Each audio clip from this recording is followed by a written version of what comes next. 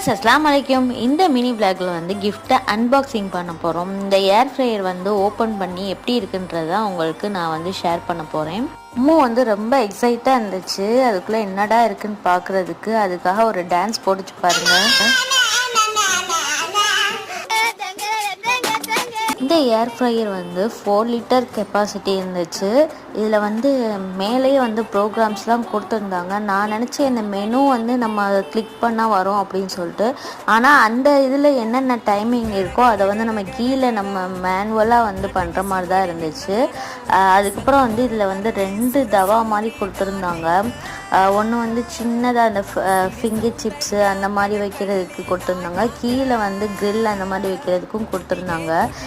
சகருக்கு வந்து beef fry பண்ணுறதுக்காக வந்து மசாலாலாம் தடவி வச்சுருந்ததில் அதை எடுத்து தான் நாங்கள் வந்து ஃபஸ்ட்டு ட்ரை பண்ணி பார்த்தோம். ரொம்பவே நல்லா ஜூஸியாக டேஸ்டியாக வந்திருந்தது. வீடியோ பிடிச்சி